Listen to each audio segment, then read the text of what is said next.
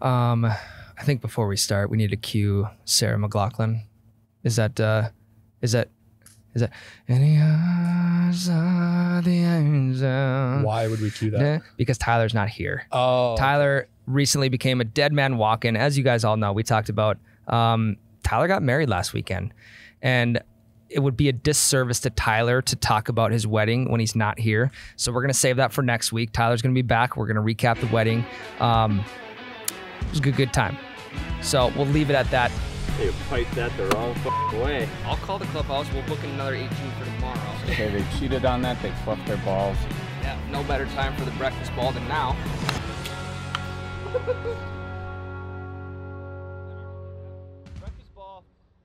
We have Jade on the podcast today. Jade has been a part of the page, and he actually kind of had, you had your moment already, Jade, and that was in the 3-putt poker video. And the entire bit of it was Pete Davidson ordered off of Wish. Yeah, I got those comments sent to me. What do you think about that? I was like, great value Pete Davidson in one of them. Yep. Yeah, it's all right. You know, the blonde hair, you got to stick with it. Yeah, exactly. I also think it just made for a good bit in the video that like we never even touched on that. Yeah, not even one bit. And then the comments were all, what's Pete Davidson doing there? Yeah, exactly. Yeah, no, it was fun. Great video. We've had Jade in a lot of other videos too. And the funny thing about Jade is that, so him and I used to live together in college. We now both work at You Betcha. And he was part of the original Breakfast Ball crew. I don't know if Tyler had talked about this on one of the recent episodes of the origin of the Breakfast Ball page, but real quick, it started off, there was just 4 guys, me, Jade, Tyler, and Miles, who would go out on Friday mornings. We'd film an entire round, and we're like, hey, I think we should just post that. Well, we never ended up posting any of it. We're like, okay, this just isn't gonna work. We suck too bad to golf 18 holes and to have people wanna watch that. So we had to do some reconfiguring. We're sorry, Jade, you got the boot. But now you're back. Happens. We're back though. And you're kind of like, you're second in command when Tyler can't make something or when I can't make something. So I'm a good fill-in though. You got to be just sitting up in your office being like, dude, I hope that Tyler or Ryan can't make this event this weekend because then I get to go golf. Hey, Tyler's not here and here we are. And here we are. Guys, we're at the CRMC Championship in Brainerd, Minnesota at the Cragun's Legacy Courses. Unbelievable venue out here. And this is a PGA Tour Canada event. I know I had hinted on last podcast that there was a possibility of playing in my first Pro-Am. Well, that is happening. That is happening tomorrow, where Jade and I are going to, we're going to join 2 other guys. So there'll be a team of 4. And then we're also going to golf with a pro. And we're actually going to have the pro who won last week with a 27 under score. He's going to be on our squad. So we got really fortunate to draw him on our team, and he got really unfortunate to draw us.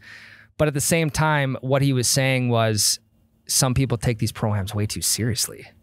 Which is good for us because we're not going to be able to really hold our own, if you will. I mean, if he would have came up to me, and his name's Parker Coody. We'll have him on later in the podcast for a quick segment, just talk shop and do all that. But if he would have been like, fellas, like, it's great you're on my team, but I'm trying to win this thing. Yeah. Then I would have started shitting my pants. Yeah, a little bit. It was a big relief, definitely. And kind of coming out to these courses, again, thanks to the PGA Tour Canada for allowing us to golf in our first Pro-Am. I am bummed. I'm happy that you're here, Jay, but I'm bummed that Tyler didn't get to experience this with the page. But ball and chain.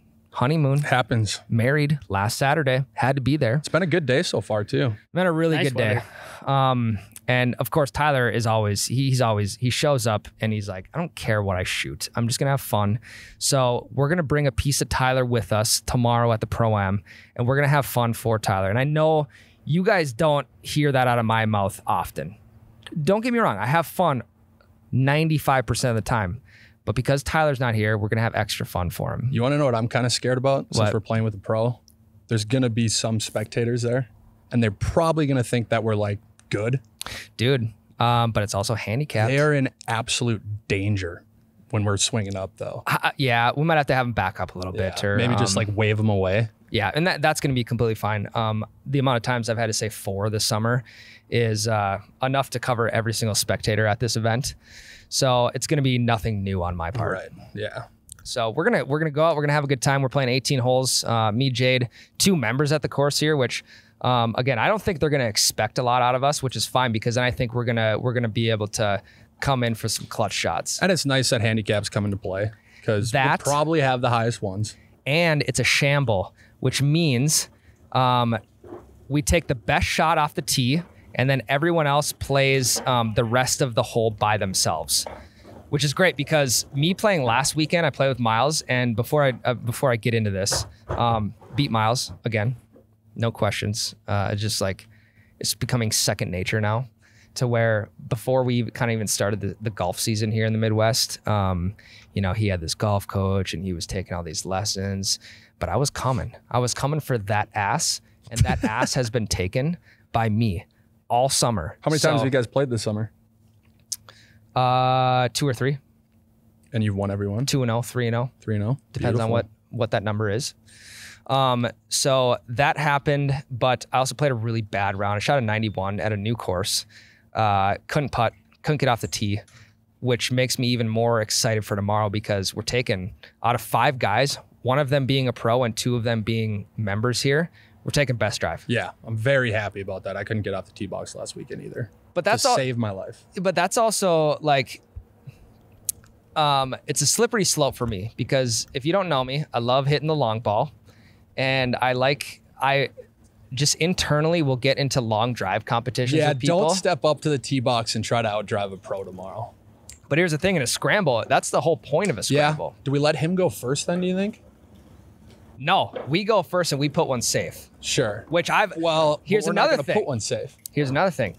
I've never been the guy in a scramble to put one safe or to do anything like that. I've never been the guy who like, the other 3 guys are going to look at us and be like, all right, well, if we can get 1 or 2 good holes out of these guys with their handicaps, then we'll be sitting pretty That's good. An interesting point. We're not going to be we're going to be the weakest links. Yes. Of this team. Which I think is a great position never to happened be in before. because there's such low expectations. Right. And we're just going to have a day. That's what we're out here to do. PGA Tour Canada, the CRMC Championship here at Cragun's Resort in Brainerd, Minnesota.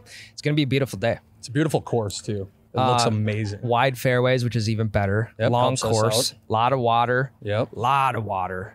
So yeah, we're going to have ourselves a day. We're going to play in the ProAM tomorrow. And next week, we'll update you guys on how that all went, how it all shook up when Tyler's back.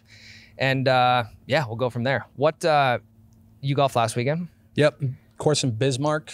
Trees on both sides of the fairways. Brand new course. And probably didn't hit a single fairway in regulation. What's your thought on playing new courses? Love it. Normally it helps me out because I'm not trying to like overthink the course. So I think it works out great. But just did not work getting off the tee box. We were talking on the way here that we don't really have a home course. We are the type of guys that will play. We won't play the same course twice in a week. You might play it once a week or whatever, but we've never really been able to get comfortable with a course. And I feel like, here's Ryan. Here's another excuse as to why I can't fucking break 80, blah, blah, blah. We haven't been able to get used to a course yet. Yeah. I mean, I have a membership at the Moorhead courses. Sure. So I have kind of a home course. Still doesn't help my case. Sure. Yeah. Still doesn't help my case. But I'm not very good at course management either. Sure. I'm always going for it. But Jade, we've talked about you on the podcast before. Yeah. Plenty of times, I'm sure. Have you listened? Just when people tell me that I've been brought up. What have those bits been? The Pete Davidson one recently. I don't really remember.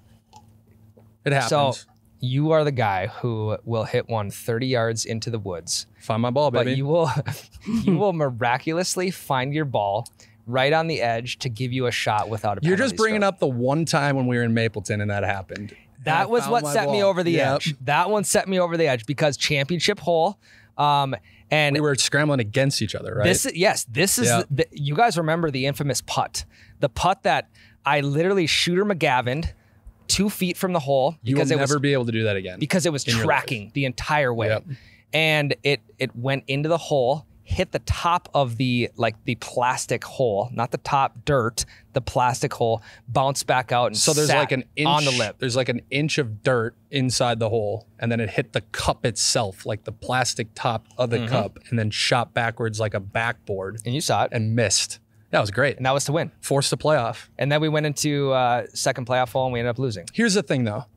That shot we never even took, but I did find my ball. That is correct. I was already out of it on that hole with where I was. I was still like punching out.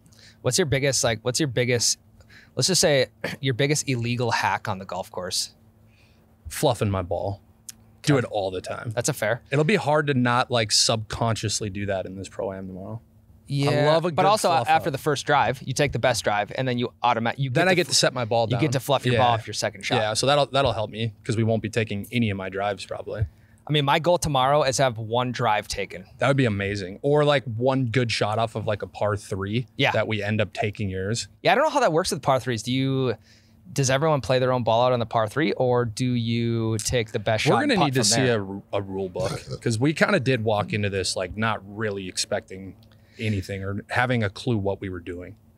Well, we talked about on the way down here, I was like, are we going to see like a rule book? Like our rule book was the rule book that we go off of is probably 90% accurate, like of the official rules. And the other 10% were written by some guy like us in his basement. Yeah, just like who's like, hey, this is how. I would say my biggest illegal hack on the golf course is going to be the foot wedge.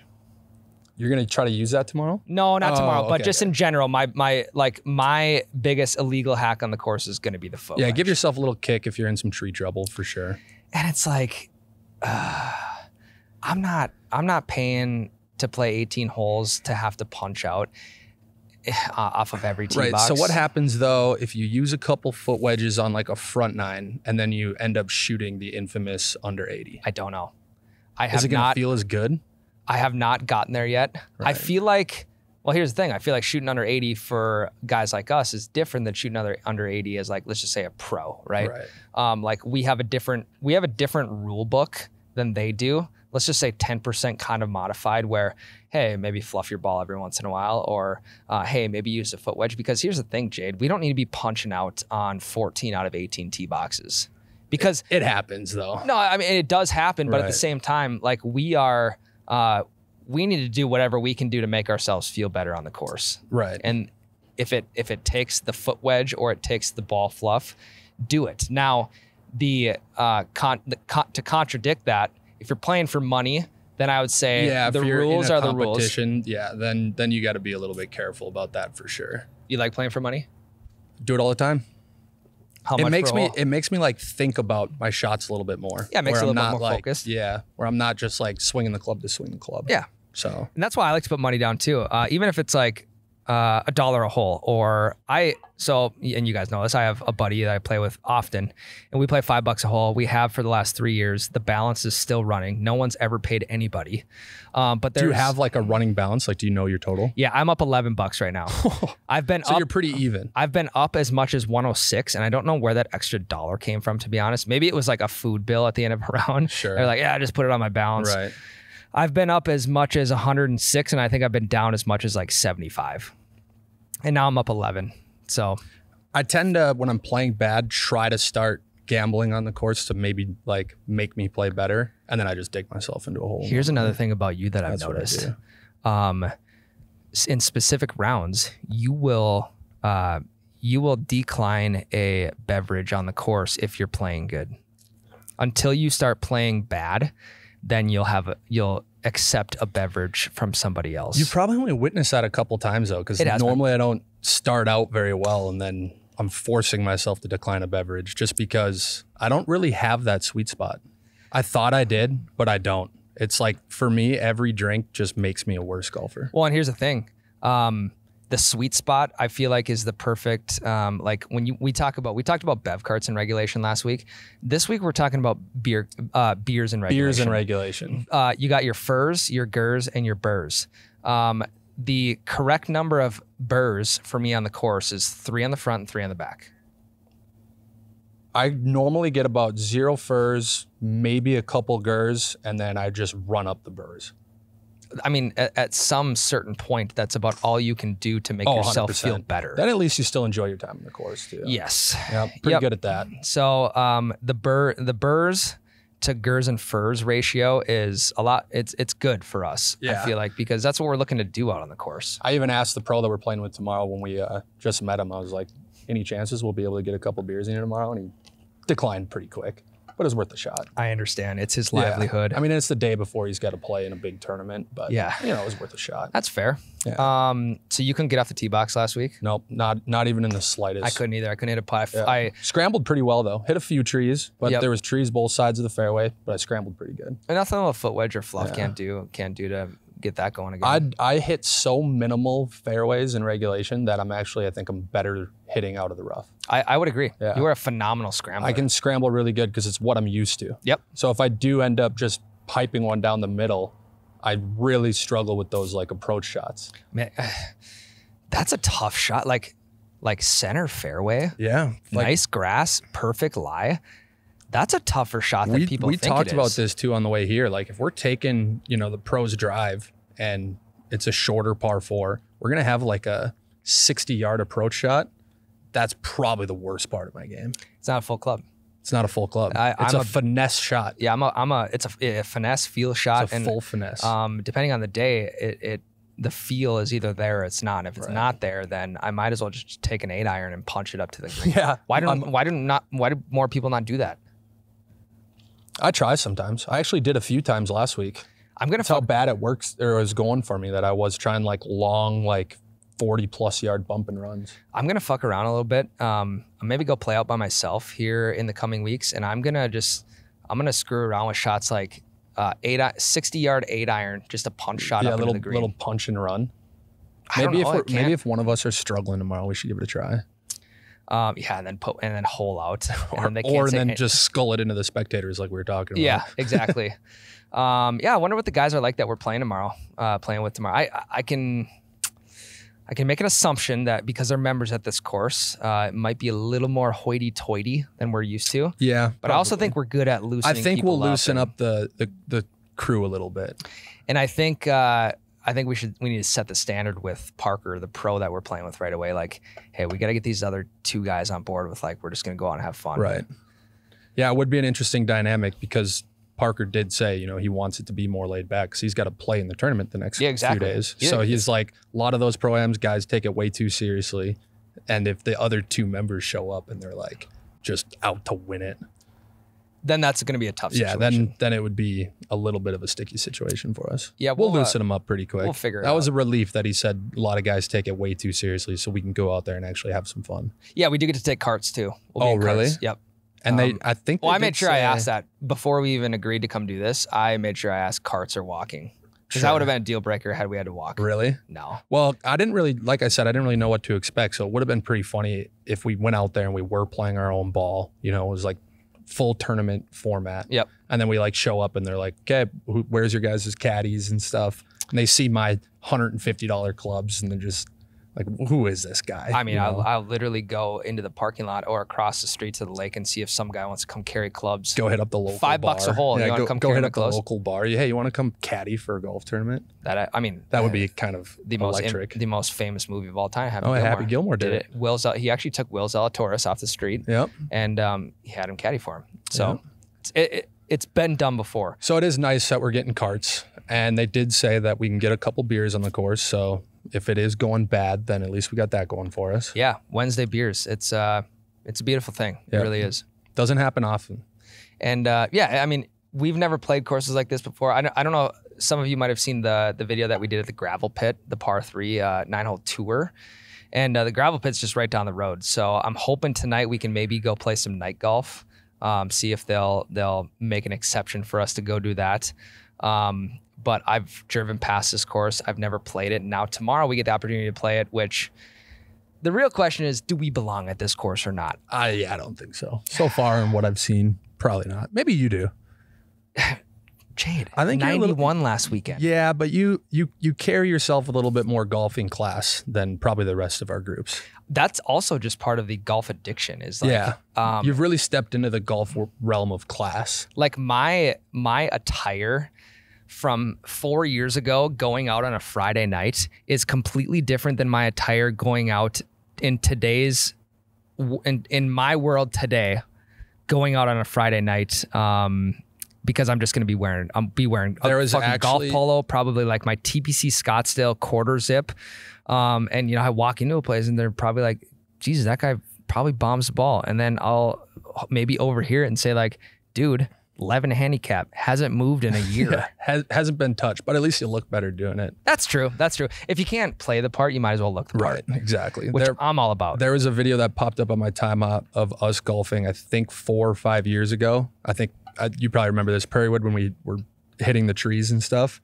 And I laughed at what we were wearing. We were dressed absolutely ridiculous to be on the course. It's a public course. But probably a cotton polo and maybe athletic shorts, like basketball athletic shorts, cotton polo. Interesting. Yeah. We've come a long ways. We have came, even myself, in terms of the golf class there. Well, here's the thing. You used to use my wife's clubs when you first started. We'd be going out golfing. True story. We were like, I feel like we were playing golf the year before it became popular with everybody. We also learned golf together too. So, but here's the thing: we never golfed in college. Nope, not at all. We wouldn't I don't ever remember going to golf in college, and that's the thing. Like for any of you who are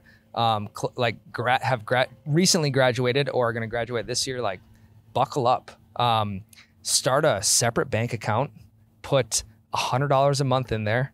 Because when you get the itch and when the addiction sets in, you start shaking on a Saturday if you haven't played a round of 18 in a while. You got the bank account right there. Go play around. Go buy a new polo. Go buy some Costco golf shorts, which are elite, by the way. And you're gonna set yourself up for success. It's almost like a retirement fund, but it's a golf fund. An early retirement fund. Or what you could do is you could donate plasma and put all that money. Too. Put all that money onto a debit card and just use that for golf. Yeah, go get yourself a whole fresh set after a couple months of doing that. 70 bucks a week. Good idea, actually. When I did it, it was 70 bucks a week. That's a round of golf every single week. So you're essentially 2 hours of your week, 1 hour to donate plasma 2 times is going to pay for your round of golf. Great way to get into the game. Yeah, 100%. Nothing wrong with donating plasma. I did it for years. Okay, guys, we're going to take a quick break. We're going to come back. We're going to have a little interview with one of our Shamble partners for the ProAM tomorrow. Parker Coody, University of Texas guy, Texas hometown guy.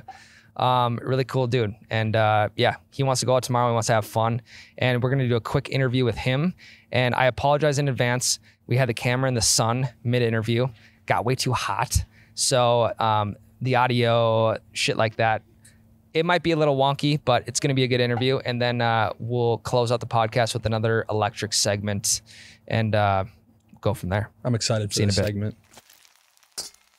All right, guys, before we get into our next segment, we have to talk to you about Carl's Place, the indoor simulator that we recently got in the office.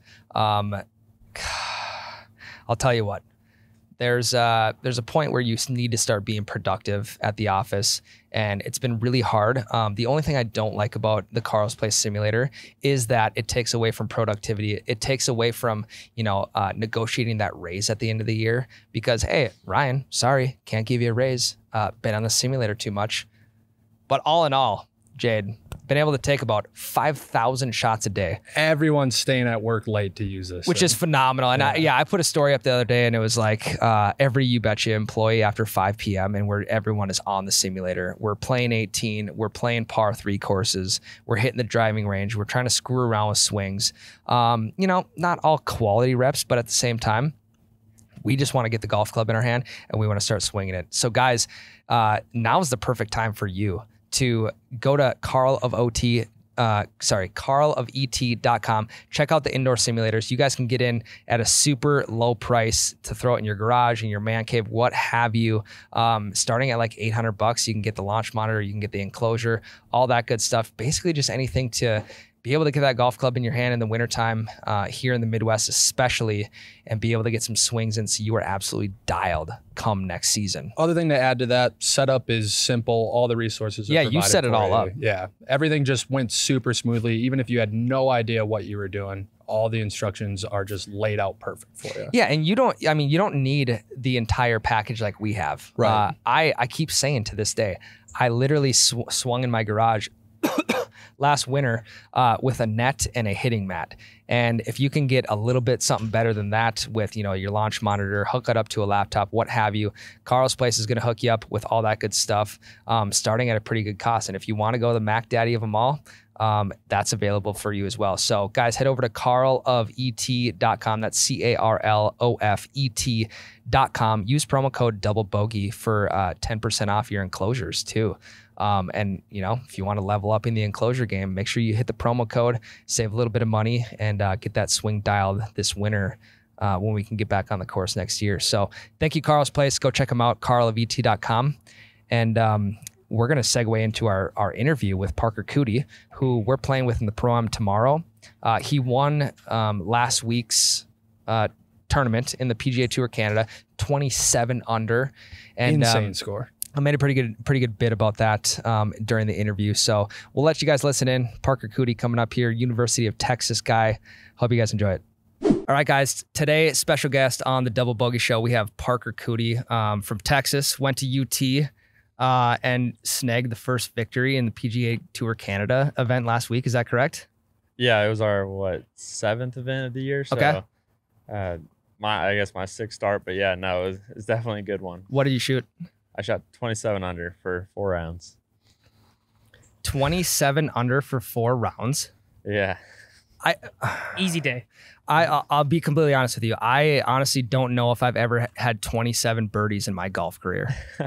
So that's a testament to you and how good these guys are on the PGA Tour Canada, which is pretty awesome, man. You just finished up NCAA the championship, a couple months ago, a few weeks ago? Yeah, very end of May into even the first week of June. So, I mean, it's been a quick turnaround from college/amateur golf to pro golf now. Sure.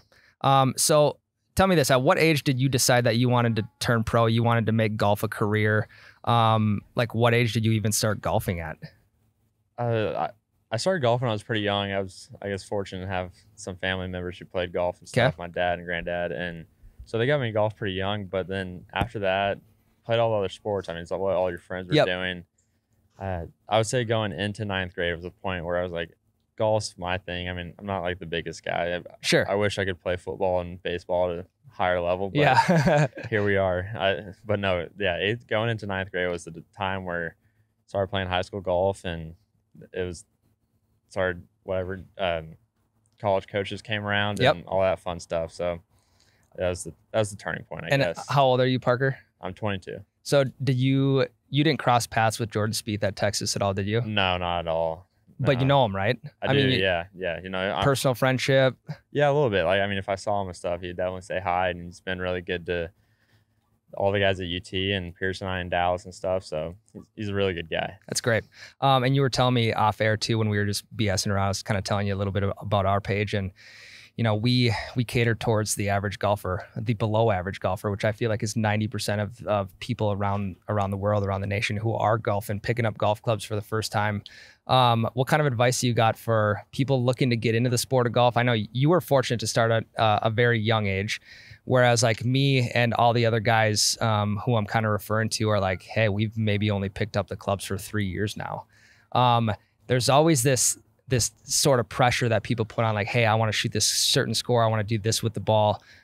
What kind of advice do you have for golfers like us in terms of like, hey, here's how to maybe get a little bit better, but also still keep the game fun? Yeah, I would invest in some lessons before you invest in new clubs. Okay, done that. Helped a little bit. Okay, number one. I feel like I see that a lot where guys buy new clubs where they think that, sometimes that really does help. I did that too. It really helps with outdated clubs. All right. It sounds like cliche, and I know it's a lot easier said than done, but you'll shave a lot of shots aiming in the middle of the greens, laying back on some holes. But I know that's not fun. Like, you want to make the birdie, you want to hit that 300 plus yard drive. So right. I know that's tough pill to swallow, but your score, I think, would definitely shave a few strokes. Course management, to put that all into one. Right, yeah. Because I've gotten the lessons, I've bought the new clubs thinking like, dude, this is the time. This is the time where, and my thing is I haven't broke 80 yet. Okay. I've been really close, but I'm having trouble breaking 80. So I figured the lessons and the new clubs would help. But also it's like, hey, it's what's in between the ears that's going to make you break 80. All right. So Parker, I feel like the game of golf too is like when you yank a bad shot or you put one in the shit, what have you, it's like you have an opportunity to make an even better shot the next time. You have an opportunity to stick one on the green, to hole out. Golf is like a game where you really don't know what's going to happen next, and it could be something absolutely crazy. Yeah, no, I mean, you see all those crazy shots all the time Tiger has a crazy amount of them. Yeah. But yeah, no, that's a great way to look at it, and it's always fun when you pull it off. Yeah. Did you get in on the NIL stuff when were you too late for that, or was that your last year of college? That was my last year of college, but yeah, no, I got into it a little bit. And with that, would you say that helped you a lot? Did it set you up for some success, especially going into professional golf where you're probably not making a ton of money, but being able to kind of rely on some brand sponsorships and anything like that? Yeah, no, 100%. I mean, as everyone knows, golf's an expensive sport. Very. Even in pro golf, Yeah. the travel weekly is not cheap by any means. So I was able to, I guess, get a couple seasons covered before I even turned pro, which was really nice. I mean, that's a little added comfort level for a lot of guys that didn't get take advantage of NIL. So I was really fortunate with that. No, it's great. Do you ever get a chance to just go out and play with your buddies on a Saturday morning for fun?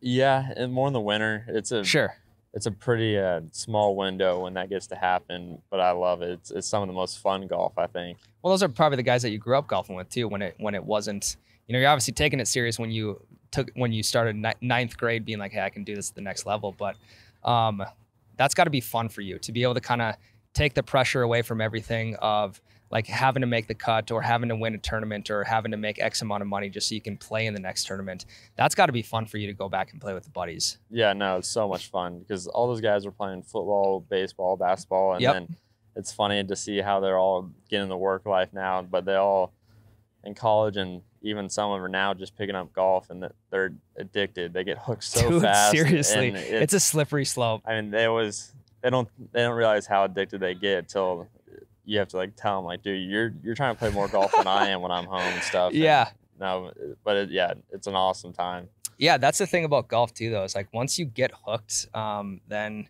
like you were saying earlier, here comes the new clubs, here comes the lessons, and golf is the one sport that you can watch a tournament on TV, you can get inspired real quick, and you can literally go out by yourself and play 18 holes.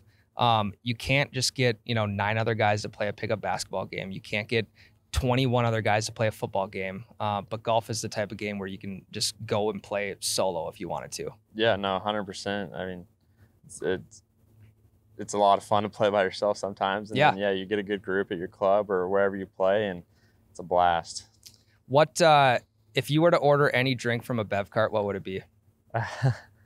It'd probably be Pacifico. I like my Mexican beer. You're down in Texas. You're down in the South. For whatever reason. So I like my beer with a lime. Hell yeah, I love that. Well, this is Busch Light country. Right. Yeah. So, hey, at the clubhouse, give me 2 coolers of Busch Light, and the boys are ready to hit the course. Yeah. No, that makes sense. All right. To cap this off with you, Parker, you had the unfortunate draw of playing with myself and Jade in the ProAM tomorrow. I'll tell you what. We're not going to wow anybody with scores. We're going to hit some good shots. We're going to hit some bad shots. But at the same time, we're going to have a lot of fun. What do you expect out of us tomorrow? Probably just a good time, honestly. I mean, some of these ProAMs are taken a little too seriously. Sure. And no, I think it'll be a lot of fun. And I think everyone will hit some good shots and bad shots, but it'll be fun. Okay. We're going to go 27 under tomorrow. We're going to win the ProAM. I don't know what the winners get, but I hope it's something. So we're going to do just that. We're going to have some fun tomorrow on the ProAM. And this is our first ProAM we've ever played. Okay. So I've played some tournament golf before in the past, and it's a whole different ball game than just going out and playing Saturday golf with your buddies. But tomorrow we're going to have fun, and we'll make a day out of it. Sounds good. Looking forward to it. Awesome, Parker. Hey, good luck this weekend, man. Let's bring home another W. And on to the next one, right? Sounds good. Thanks, man. Thank you. All right, guys. That's our partner. I don't know what he thought about us. I could definitely tell off when we were talking off air that he was kind of trying to get a gauge of, what we can contribute to the scramble team tomorrow. And what we can tell him is that we're going to contribute a good time. We're going to contribute a couple good shots. And overall, it's going to be a great day out on the course. Yeah, we did a pretty good job setting the standard for ourselves, and he seemed almost pretty relieved. Yeah, so. And it's kind of cool to talk to a guy like that because he's grinding right now. He's recently graduated. He's 22 years old. University of Texas guy, big-time golf program. Jordan Spieth went there. He's grinding right now. He's grinding in PGA Tour Canada. He's flying all over the place to help make a name for himself. And a guy who can shoot 27 under, I hope one day to see him on the PGA Tour, knowing that we got to talk to him kind of when he was just getting his start. And he even said in the interview, like, golfing with the boys is one of his favorite things to do. And he doesn't have a very large window to do that. Yeah. So, hey, maybe we can give him a little bit of a taste of that tomorrow. Yeah, and that's what we're going to do tomorrow. So we're going to have a good time with him. And, I mean, shit, if he can post a 27 under through 18. If he can even post a 13 under by himself tomorrow through 18, which is a very tall task, hey, maybe if there's prize money involved, maybe you have to shoot him at 20. Maybe you have to shoot him a little Venmo. What have you? Could you imagine taking like none of our shots and then we win the thing? Hey guys, sorry. Ride in the train to victory. I hope the good vibes that we provided are worth some sort of money. And we're gonna get out of here. We're gonna fill up my my truck with gas. And we'll pretty much be broke after that. We have to get out of here so quick. Yeah, so sorry. We're going to have to pocket this prize money. And, thanks again, fellas. Right. Thanks again for a nice little paycheck here. What if it comes on one of those, like, big checks, too? That would be sick. We have had absolutely nothing to do with it. We put it in the pod room. Oh, yeah. For 100%. Sure. 100%. So yeah, Parker's a great guy, and hope you guys enjoyed just a little interview. Again, we had some technical difficulties, cameras overheating. It's hot in Minnesota today. We're in Brainerd area. It's hot. It's hot out today. But I'm not going to complain because in a couple months it's going to be snow on the ground, and I'm going to be bitching that it's too cold out. So we're going to enjoy the next couple days. And before we wrap up the pod, guys, we want to get into another little segment, which I know what it is. Mitch knows what it is. I don't Jade have a does clue. not. Not an idea. So, Mitch, can you walk us through, I believe there's 10 key points, and the segment is called Golf Douchebag or Not. Yep. So we got the first one. You twirl your club after bombing a drive. Twirling the club after a bomb of a drive, I will tell you right away, I am victim of this. Because here's what I'm trying to do. I'm trying to act like I'm better than I actually am.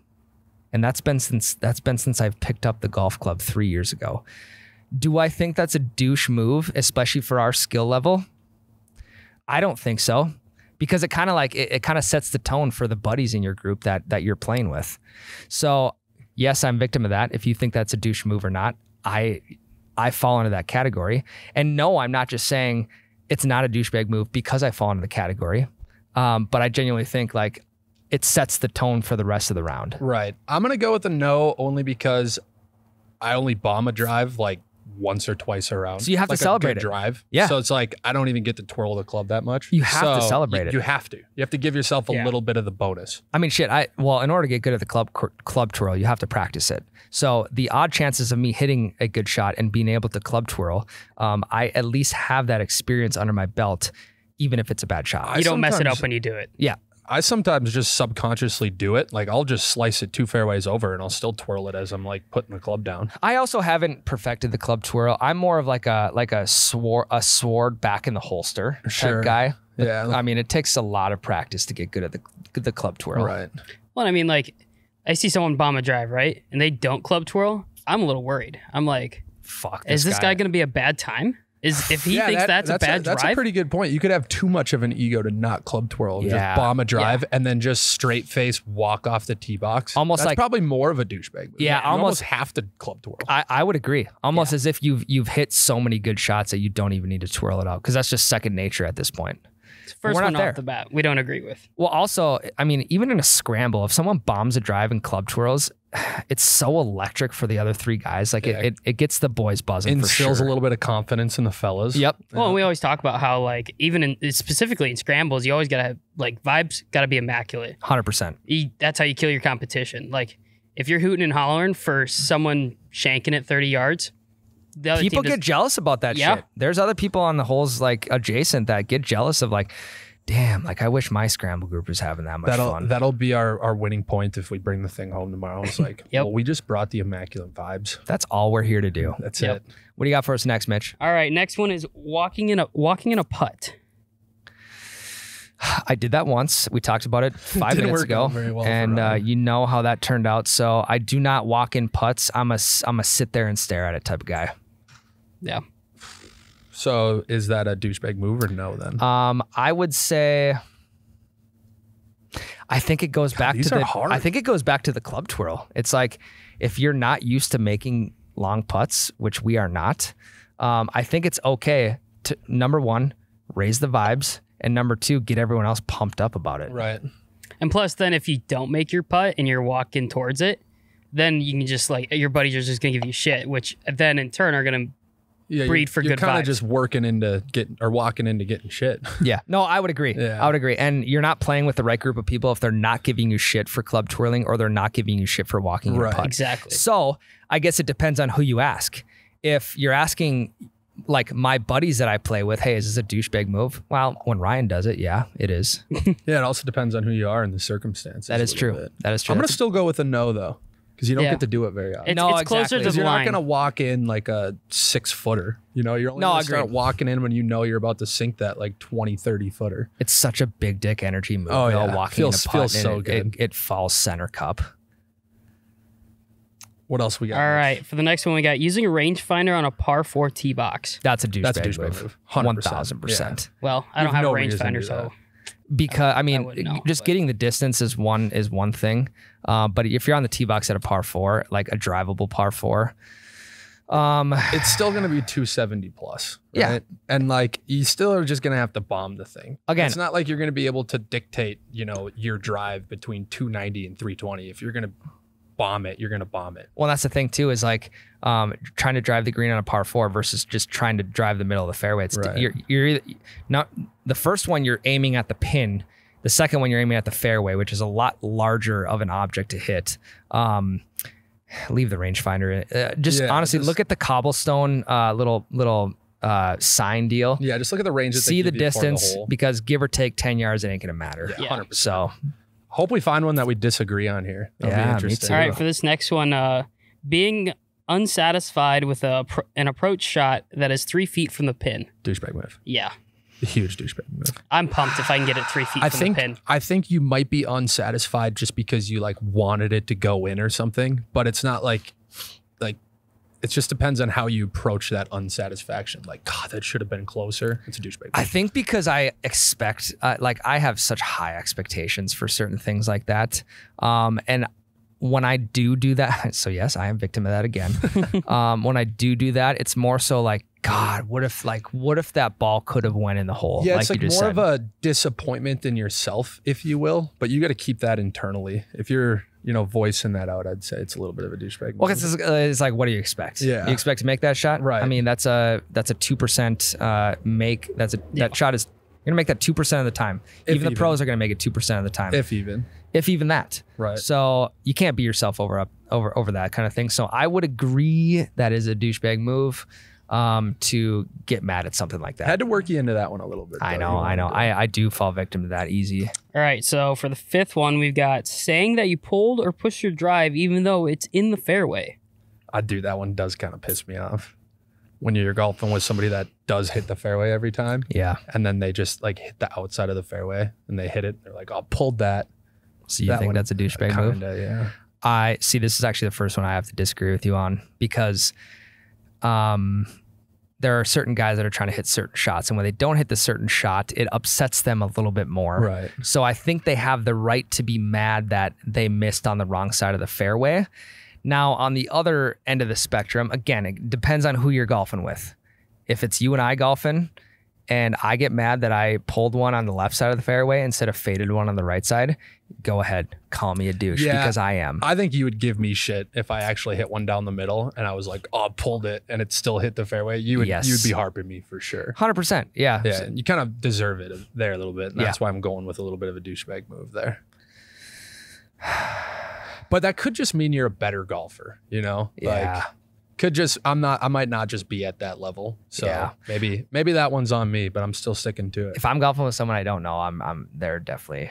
That's a calling them out for that. Yeah, call them out for sure. Yeah. Before we get into the next one, I got a little surprise for you guys. We got the trophy for the actual tournament. Oh my goodness. Here. Ooh. If you Check this thing. Bring that over here. Let's bring it on. There's no better prize that can be given to the winner in Minnesota than like a miniature Paul Bunyan axe. No kidding. That looks mean. This isn't the Pro-Am. Okay, this is the actual tournament. So we can't just take this right now. I mean, this would be a great addition to the podcast studio. Can I see that for a second? It's heavy. Let me see it. Oh my goodness. Holy shit. This is sweet. Yeah, we could chop some wood down in the back with these babies. With as much as you go in the trees, you'll probably need it. I've never been able to hold the trophy for an actual professional event. Here I am today.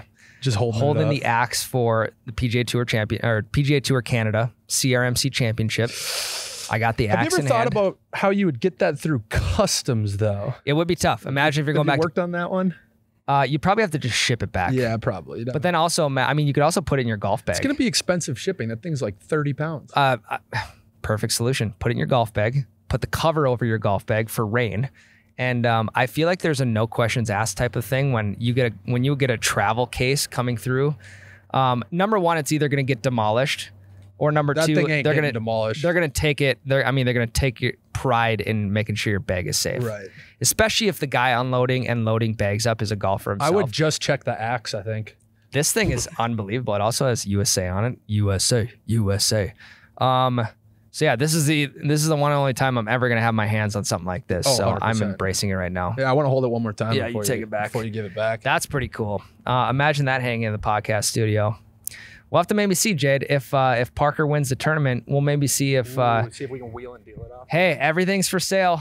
Everything's for sale. We'll see if we can wheel and deal. It's not the first time we've sold something on the pod. And also, it's not his first trophy that he's gotten. So, does he need it? Does he not? If he doesn't, you know where it's going. So. Hey, Parker, we'll take our Pro-Am winnings and we'll give them to you for your championship axe. How about we just go with that? That's pretty cool, though. Sweet. Now, what do we got here? This is the Pro-Am trophy? Yep. God, this would also... Oh, my God. This would be amazing in the podcast studio. The real question is who gets this from the Pro-Am team? If we don't take any of our shots and we win the thing... I mean, would it be fair for us to bring it home?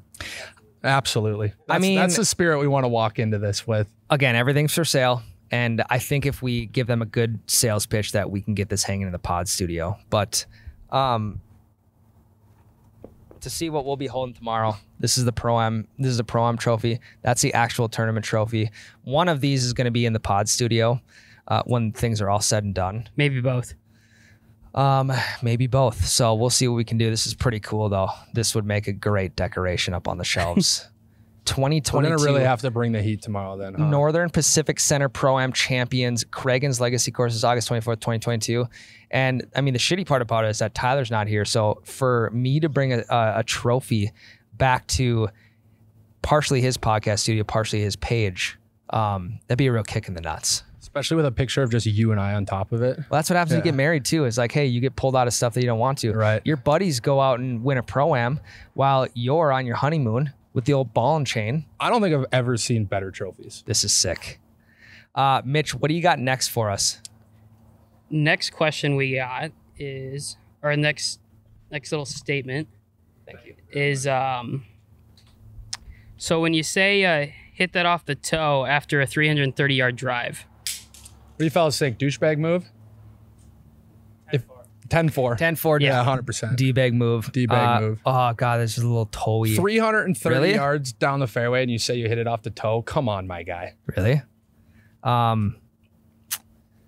Yeah, that's pretty self-explanatory. D-bag move. Don't do that. I mean, if I hear you do it, you're really gonna get some shit from me. Because if you can, number one, if you can do that by hitting it off the face, great. But if you can do that by hitting off the toe, I'm probably not the guy that you're going to be wanting to play with. Especially if you're like 6 to 8 beers deep and you say that, but you're still just deleting the thing off the tee box. Well, what's great is that guys like us, when we try and diagnose a shot and why it did something, then I think that's fine. But also, guys like us trying to diagnose a shot mid round of 18, right? You can't be doing that. It ain't gonna get any better. No shot. Maybe back up off the ball a little bit. Maybe don't hit it off the toe. But at the same time, if you can hit 330 off the toe, you ain't gonna be golfing with us. So that's another fair point. So don't let any buddies get away with saying shit like that on the golf course, because it's not okay. It's not okay. You were pretty heavy on that one, but you were 50-50 on the, I pulled that, but you're still hitting it down the fairway. And it's kind of the same thing. Because what I'm working on right now might not cater to that. So like, hey, I'm trying to hit a tight 5-yard draw. Right. And I hit a 10-yard fade. Okay. Why did it do that? You know, I'm trying to diagnose myself. Okay. I'm probably going back and forth here on myself. But if you hit it 330 off the toe, I might be digging myself into a hole right now. We'll have to listen back to it and see what it actually sounds like. But big move. Next one we got here is wearing long pants when playing in the heat as if you're on the tour. Well, then you're just an idiot.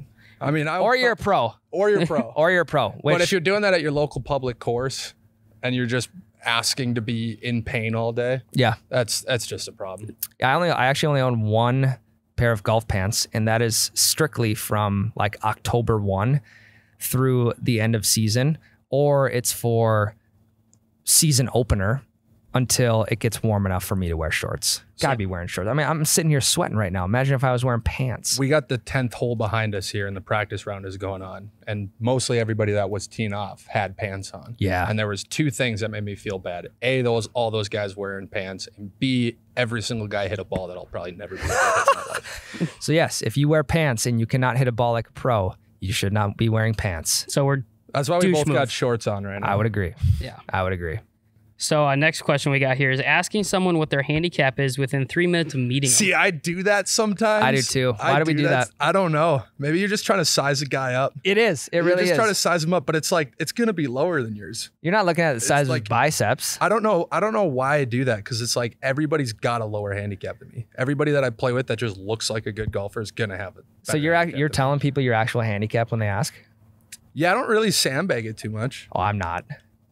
I'm sandbagging that by at least 4. So you're saying it's 4 points. lower to make yourself look 100%. Better? No, I mean, now they're gonna see. The sticky situation is if I end up going out to golf with them. Oh God, bad round, whatever. Just wasn't my day today. That's another question. Is there going to be spectators tomorrow? Do you know? There will be. Like, do we? Not a ton, but there will be some. Like, they're aware, under pressure. Jade. They're aware of the danger that they're putting themselves in when we're out there. Okay. Yeah, they sign a waiver. Okay. Pretty sure.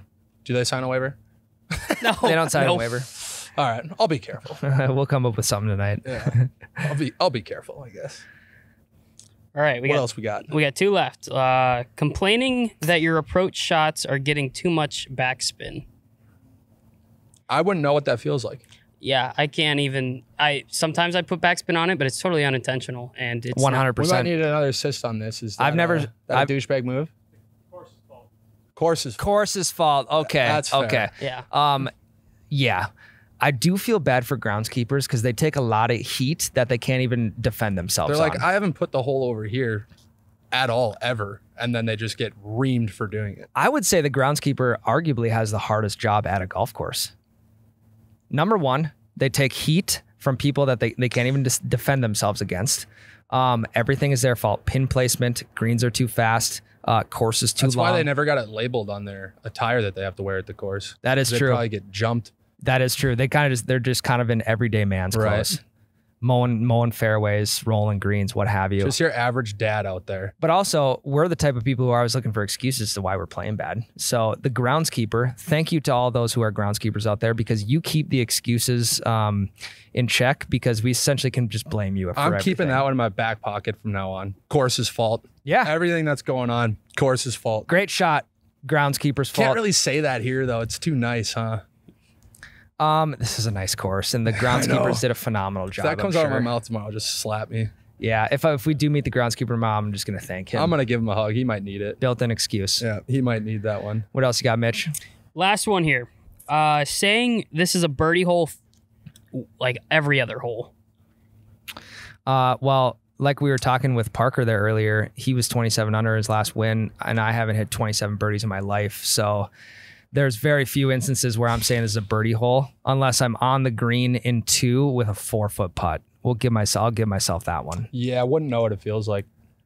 But again, playing with a guy who keeps doing that. Might need another assist on this one. Douchebag move or no? Sorry, I missed it. Saying this is a birdie hole too often.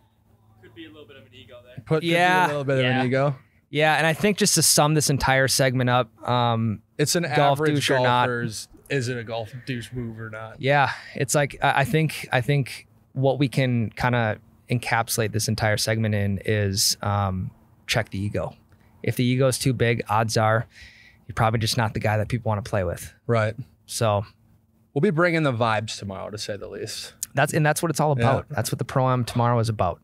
100%. So I think we can just say, just stay away from all those 10 points that we just made. More or less. Yeah, more people. You'll be a better time out on the course. And if someone does ask your handicap, don't tell them your handicap. Fluff it up a little bit, like Jade does with his balls in the fairway. Yep, I'm a good fluffer. I'll just tell them how many beers I average on the course instead of my handicap. The BIR. Yep. Yeah, the beers in regulation. The burrs in regulation. Yep. So that's what we're going to be about tomorrow. Guys, we're going to wrap the podcast up. Mitch, is this episode 98? No, this is episode 99. Oh my God, we're almost at triple digits, guys. Thankfully, loved having you on, Jade. Yeah, thanks for coming. But Tyler being back for episode 100 is going to be phenomenal. So, guys, thanks for listening in episode 99. Hope you enjoyed it. We'll have more Pro-Am content for you guys next week. We'll let you know how it went. And I think you'll know how it went, whether there is a trophy up in the podcast room or not. So we'll try not to spoil anything for you guys, but we're looking forward to it. We'd like to thank, again, PGA Tour Canada, the CRMC Championship in Brainerd, Minnesota here. It's going to be a great time. We're going to have some beautiful weather, I'm hoping, regardless if it is or not. I've golfed in worse. And if there's an axe in the studio, it just means we're good negotiators. Good negotiators and really good golfers on top of that. See you in 100. Hell, that's a breakfast ball.